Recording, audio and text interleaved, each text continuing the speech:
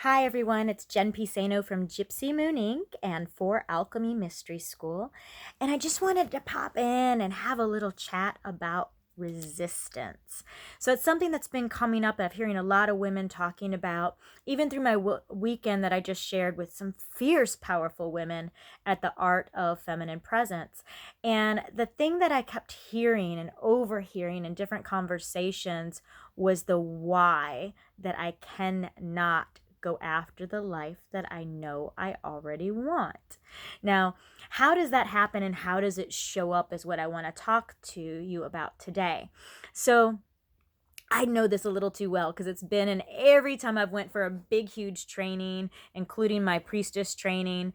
Even this last weekend, the things that stirred up within my household that come up, and it's just a part of it. And I think really it is like a blessing from spirit to remind us and to ask us internally, hey, are you worth it? Are you really willing to do what it takes to get what you're telling me is your authentic truth and your authentic desire? So, what I want to talk about is how we process that through our own mind and what we tell ourselves, and is it true or is it not? So, what we discussed, and I loved how Rachel Jane put this in this convention this past weekend. She talks about how we're on a fence. So we've got this awesome thing we want to do. We want to do this next big training, or we want to go on this next big trip, or we want to buy this new house in the mountains, or whatever it may be. And we put it up on the fence, and we're hedging our wages, and we're trying to come up with, what's on this side of the fence, what's on this side of the best fence, and which one weighs more, which one's going to keep us from falling, right? So we start making these truths, we start telling ourselves these stories, and essentially I think they're false truths. We're trying to make up excuses of why we shouldn't do something, why we shouldn't put ourselves out there, why we shouldn't invest in ourselves, why we shouldn't buy the new thing for us that we know we really want or that we really need. So how does that show up in your life? Sometimes it's the self-talk, things that we start telling ourselves, that you don't need it, you don't really want it, you don't really deserve it. But then there's also things that show up in the physical world that get in our way as well to try to trip us up a little bit. So I'll tell you things that have happened to me. I've gotten pulled over with speeding tickets, and then I have a new expense that gets me worried, and then I start telling that story. Oh, I shouldn't do it because now, oh gosh, I got to pay for this ticket now.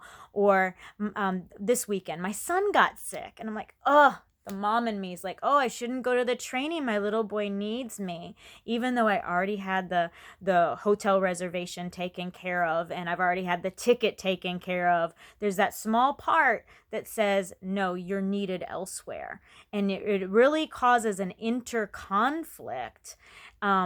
For us to really have that opportunity to go within and say, yes, I do want and need this, and I'm going to do it, and the household will be fine. People are not going to fall apart. My husband's got it. He can handle it.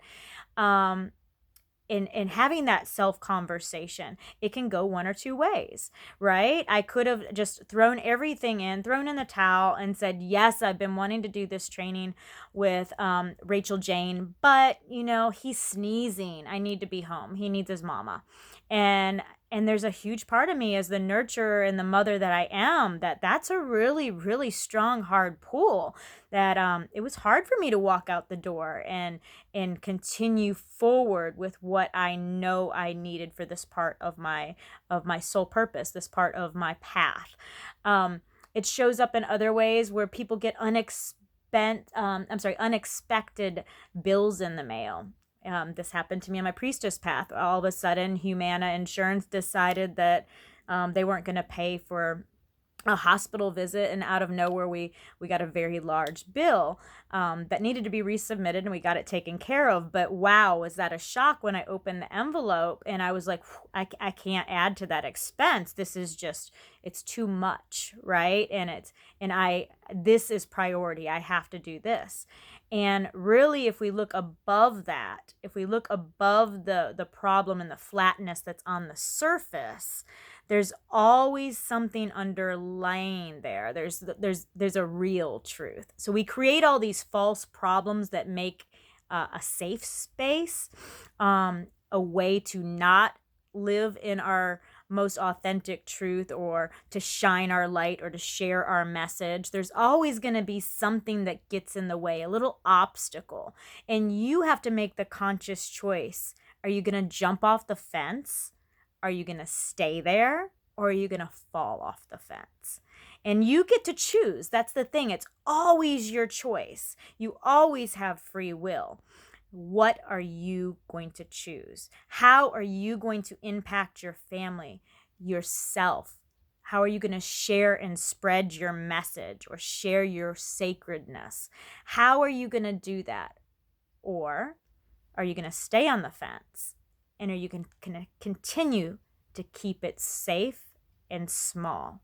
And only you can decide that. I can't decide it for you. But what I would love to know in the comments right down here, if you would, I'd like to know what triggers you, or what shows up in your life, in your world, that causes that feeling of resistance, that tightness, or that, I want it, but I'm gonna wait.